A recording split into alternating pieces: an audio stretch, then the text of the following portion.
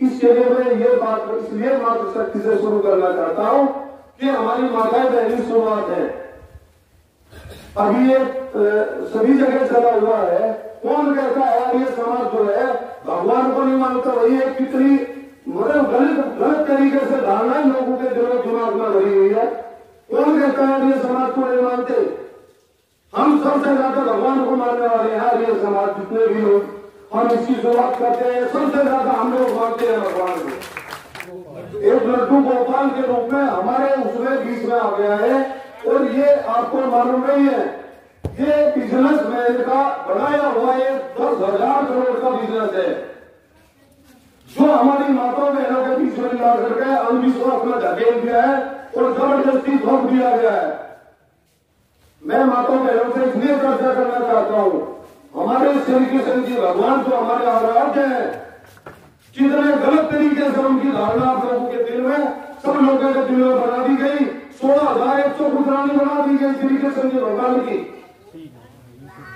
महिलाएं अगर एक आदमी के साथ में उसकी शादी होती है और वो आदमी अगर कहीं किसी पराई औरत के पास अगर जाकर बैठ भी जाए, क्या हमारी माताएं बहनें से बर्दाश्त करेंगी? कितनी गलत धारणाएं चलाई हुई है। और अगर हमारे ऐसे आराध्य हैं तो हम उन्हें माने क्यों? श्री कृष्ण जी भगवान जो है हमारे बीच में एक योगी गुरु जो है, योगी गुरु। जब श्री कृष्ण जी ने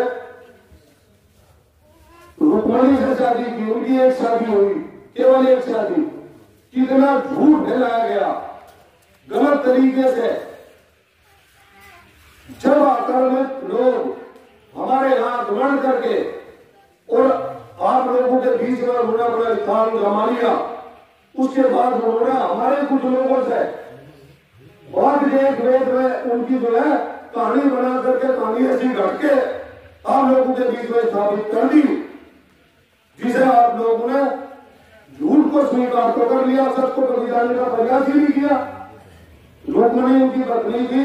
जब उन्होंने भगवान श्री कृष्ण से ये सवाल किया कि भाई आप जो है, मैं गृहस्थी में तो आ गई हूँ, 12 साल तक तो उन्होंने अपनी पत्नी को नहीं छुआ था और हमारे धारणा कितनी गलत बना दी गई। उनकी इतनी रानियां थी, उनकी एक पत्नी राधा थी, कितनी गलत धारणा बना दी। उसमें एक तो दिखा दिया, एक जगह तो दिखा रहे उनकी प्रेमिका है, वो एक जगह दिखा दिया कि उनकी मामा की पत्नी है, वो मामी है। एक जगह उनका दिखा दिया कि ये बिलारेश्वर है, आता रूप ये, आता रूप ये। कितनी गलत धारणा बना दी आप लोगों के बीच में और आपने उसी को सच मान लिया। भगवान श्री कृष्ण जी जो आदमी इतने महान पुरुष हुए और महान प्रभु ने आके यहाँ सबको संदेश दिया, सबको बताया। उसने रुक्मणी जी ने सवाल किया कि मैं गृहस्थ में तो आ गई हूँ, लेकिन आपने गृहस्थ में आने के बाद मुझे जो है एक पुत्र की आवश्यकता है जब मैं पूरी गृहिणी होंगी। तो श्री कृष्ण जी भगवान ने ये कहा था कि चलो मेरे साथ, बैठो ध्यान में, करो तपस्या। 12 साल तपस्या करने के बाद में हमारे श्री कृष्ण जी भगवान ने जब उन्हें पुत्र की प्राप्ति हुई थी और उनके लिए कितनी गलत धारणा ये दिखाया गया कि उनका छोटा सा रूप था, छोटे से रूप में उन्होंने गोद में राधा जी को अपनी गोद में जो है उसको कृष्ण जी को लेकर चली गई और उसमें उन्होंने एक बड़ा रूप धारण कर लिया और उनके साथ में जो है एक संबंध बनाए। कितनी गलत धारणाएं हमारे लिए, हमारे राधे के लिए, क्योंकि वो लोग गलत थे, उनकी गलत धारणाएं थी, तो हमारे भगवान को बदनाम करने के लिए उन्होंने आपके बीच में ऐसे बीच हुए हैं। जातिवाद में आप लोगों को बांट दिया है। जब श्री कृष्ण जी ने ये कहा कि भाई उन्हें प्राप्ति हो गई, प्राप्ति होने के बाद में पुत्र की प्रद्युम्न नाम से उनका पुत्र हुआ। जब वो बड़े हो गए, उन्होंने पूछा कि नहीं कैसा पुत्र चाहिए आपको? उसने कहा, रुक्मणी जी ने कहा कि बिल्कुल आपके जैसा पुत्र चाहिए। उन्होंने कहा कि मेरे जैसा पुत्र चाहिए। जब उन्होंने उन्हें तपस्या कराई कि तुम इस लायक तैयार तो हो, और जब प्रद्युम्न हुआ और प्रद्युमन बड़ा हुआ, उसके बाद दोनों बिल्कुल सेम डिटो एक जैसे दिखते थे, मतलब कोई भी अंतर उनमें नहीं था। तो जो वहां पे जब द्वारकाधीश बने, द्वारकाधीश में जाकर उन्होंने जो उनके मंत्री और सब लोग हुआ करते थे, वो चाहते थे कि भाई इसमें हमें ये पता नहीं चलता, भगवान को उन्होंने जो है इस बात से अवगत कराया कि प्रभु हमें ये बताइए, जब प्रद्युमन आते हैं तो आपके सम्मान में कमी आ जाती है, हम सोचते हैं कि जो है हमारे राजा के रूप में हमारे प्रभु आए हैं, हम खड़े नहीं हो पाते, और जब आप आते हैं हम ये समझ बैठते हैं वो बार क्या ये प्रद्युमन आए होंगे और हम जो है हमारे से बहुत बड़ी भारी गलती हो जाती है। तब उन्होंने जो है कहा था कि कोई ऐसी निशानी बना लो कि जिससे कि हम आपको प्रभु पहचान सकें। तब उन्होंने एक चंदा सर पे धारण किया था, इसका फूल वो जो होता है मोर के पंख का। तब उन्होंने कहा था कि आपको आज के बाद में इस रूप में आपको जो है मैं हमेशा जो है इसी रूप में रहूंगा और आपको कभी कोई कंफ्यूजन नहीं होगी।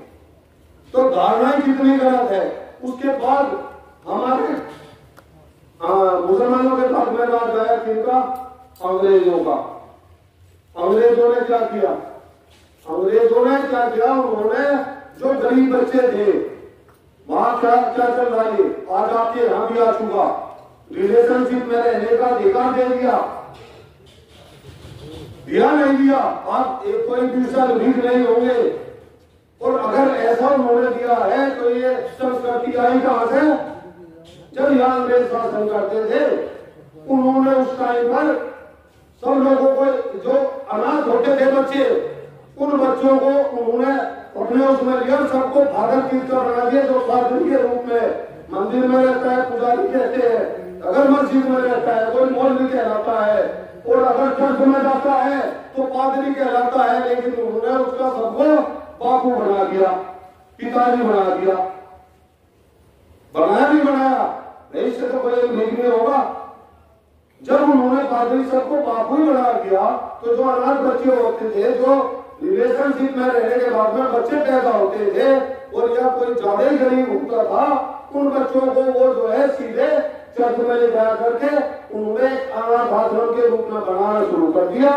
तब हमारे दयानंद जी ने इसकी चर्चा, हमारी ब्रह्मचर्य जी ने आपको, आचार्य जी ने चर्चा करके बताया, आपको गहराई से समझने की आवश्यकता है।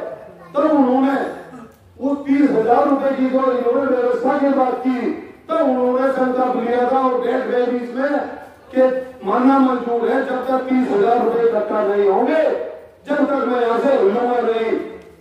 ये ताकत है आर्य समाज की। कितना बदलाव उस आदमी से आया होगा आप सोचिए। जो आदमी मांसाहारी था, जो आदमी व्यभिचारी था, लेकिन आर्य समाज की बात जानने के बाद उसमें कितना बड़ा बदलाव आया। और उसमें एक नहीं, जब भी क्रांतिकारी दिया है हमारे आर्य समाज ने दिया है। आज तो हर संगठन हर चीज पाना चाहता है अपनी सत्ता को हासिल करने के लिए। अगर क्रांतिकारी दिए है, हमारे महर्षि दयानंद सरस्वती जी ने कहा था कि एक हाथ में वेद होगा, एक हाथ में हमें अपनी सुरक्षा के लिए हथियार रखना होगा, तभी देश का जो है हमारा जो है नक्शा बदलेगा और तब हम जो है अपने इस सनातन धर्म को आगे बढ़ाने का काम कर सकते हैं। अन्यथा वो समय दूर नहीं है जब सनातन धर्म पूरी तरह खत्म हो चुका होगा। 1400 साल पुराना है मुस्लिम धर्म, 57 देश 58 देश हो चुके हैं। ईसाई धर्म 2000 साल पुराना है।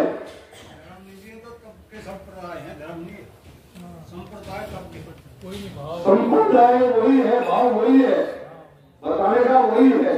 लोगों को जानकारी इसी रूप में है, तो मैं उसी रूप में थोड़ा सा इनसे बताना चाहता हूँ कि ये सब लोग आप बताइए कितना कन्वर्ट हुआ। उन्होंने हमारे बच्चों को कन्वर्ट करना शुरू कर दिया था। ईसाई धर्म बहुत तेजी से आ गया था यहाँ पे। तब सिर्फ दयानंद जी ने कहा था कि हम आश्रम बनाएंगे, कैसे भी हो अपने बच्चों को, जो हमारे उन्होंने कहा कि जो सरकार सरकार होती थी अंग्रेजों की कि आप ये बताइए, जब आप लोगों के पास में कोई व्यवस्था नहीं है तो इन बच्चों को हमें अपनाना पड़ेगा और इनको शिक्षा देनी पड़ेगी।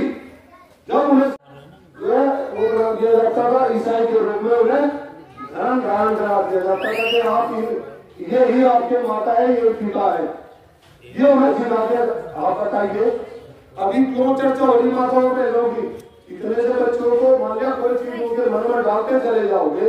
अब इन्हें छोटे बच्चों को पता है कुछ, कौन तुम्हारा माँ है, कौन बाप है, सब लोग बताते हैं। उनका पूरा परिवार उनके मन में डालता है कि ये तुम्हारी माँ है, ये ताई है तुम्हारी, ये पिता है तुम्हारे, ये पापा है तुम्हारे। इसलिए माताओं बहनों को कहना चाहता हूँ कि आज के समाज को जानो, अपने बच्चों को जज के नजदीक लेके आओ। हमारे जो संस्कार है उनके बीच में आना चाहते हो, अभी भी समय है, नहीं तो वो दिन दूर नहीं है जब ये धर्म जो है ना, आप ये समझ लो गलत उसमें चला गया और हम सब लोग गलत दिशा में जा चुके हैं। अपने बच्चों को संभालना भी समय